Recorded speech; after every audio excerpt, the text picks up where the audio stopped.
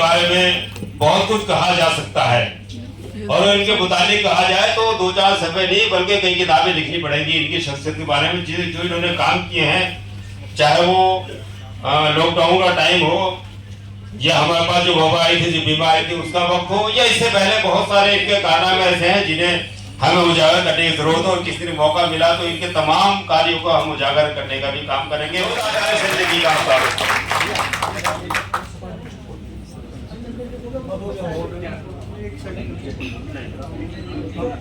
भाई जरा खामोश हो जाएं सब लोग।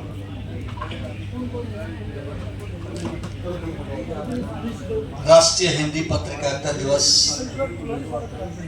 अवार्ड के दूसरे फंक्शन में मेरे को यहाँ पर आमंत्रित करने वाली बहन रूबी न्यूटन जी, हमारे माइनॉरिटी कमीशन के चेयरमैन भाई जाकिर भाई, जावेद भाई साहब, निगम पार्षद जो भी यहाँ पे आमंत्रित हैं, एडीएम साहब, एसडीएम साहब, मंच पर उपस्थित बहुत ही मोअज़्ज़िज़ मेहमान, दिल्ली के कोने कोने से आए हुए बहुत ही वरिष्ठ पत्रकार, वरिष्ठ जन, बहनों और भाइयों,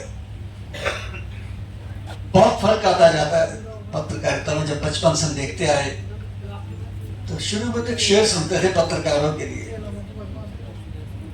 कि जमीन बेच देंगे, जमा बेच देंगे।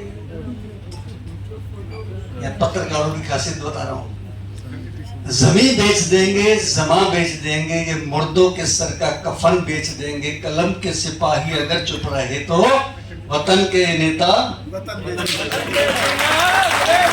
ये बात मैंने 40 साल पहले सुनी, बच्चा था, मैं छोटा सा बच्चा था, तो बड़ा अच्छा लगता था यार, पत्रकार वाकई एक करेक्टर वाला बंदा होता है, जैसे भी एडीएम साहब ने बताया। उस समय होता था कि करप्शन के खिलाफ पत्रकार, असूल के लिए बोलता है पत्रकार। मुझे एक पत्रकार की बात याद आ रही है कि मैंने कहा यार हम इतनी पॉजिटिव न्यूज देके जाते हैं, आप छापते नहीं यार। तो उसका जवाब सुनिए, कह रहा शंटी जी एक हवाई जहाज दिल्ली से उड़ा, बॉम्बे में उतर गया, ये क्या न्यूज है?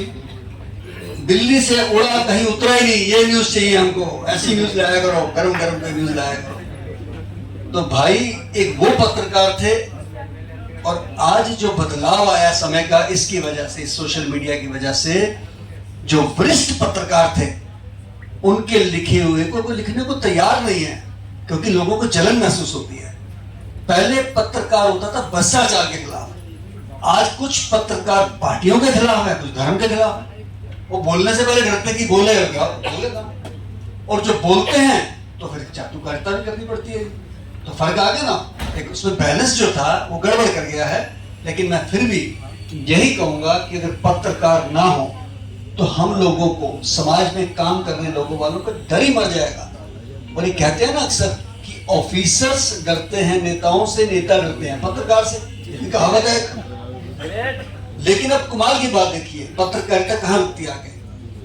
इतना बड़ा कोविड आया, आपके सामने लाखों हमारे चले गए लोग, हर किसी के परिवार से, हर किसी के मोहल्ले से, बिजनेस से लोग गए।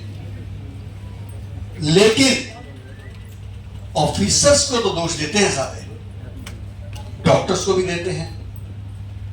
जल्दी से किसी की हिम्मत नहीं होती किसी को, नेता को पूछने के लिए। और मैं तो कहता हूं सबको, जो भी आपके पास वोट मांगने आए तो ये कह देना भाई कोविड में कहां थे, फोन तो उठाया ही नहीं आपने उस समय।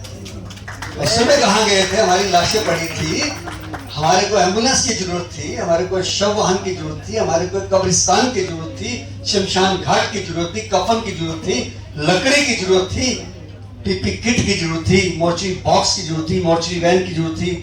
कहाँ चले गए थे नेताजी? अब तो फोन ही नहीं उठा रहे थे। तो ये बातें पत्रकारों को और ज्यादा खुल के लिखनी चाहिए। मैं बधाई देता हूँ जो आज का आपने प्रयास किया, और खास करके मैं फिर कहूंगा कि छोटा मत समझो अपने अखबार को। वो जो पत्रकार अपने अपने अखबार को रजिस्टर कराते हैं, जो बात वो छाप सकते हैं, वो बड़ी अखबार वाले नहीं छापेंगे। उनको कहीं ना कहीं शर्म होगी, कहीं डर होगा, कहीं और कुछ गैरत होगी, कहीं ना कुछ गड़बड़ होगी। लेकिन छोटा पत्रकार यानी छोटी अखबारें जो मोहल्ले से चलती हैं, वही हमारे देश को चला रही हैं। मैं सबको बहुत बहुत बधाई देता हूँ। एक बहुत अच्छा कार्यक्रम रखा गया। इस प्रकार के कार्यक्रम हमारे समय समय पे होते रहने चाहिए। और सबसे बड़ी बात है कि इतने वरिष्ठ ऑफिसर्स आए, इतने वरिष्ठ नेता आए, हमारे माइनॉरिटी के चेयरमैन आए और आप जैसे इतने महानुभाव आए। मैं सबको बधाई देता हूँ और अंत में यही कहूँगा कि हम तो वो वृक्ष हैं जो जमाने के काम आएंगे, सूख भी कभी यारो तो जलाने के काम आएंगे। धन्यवाद।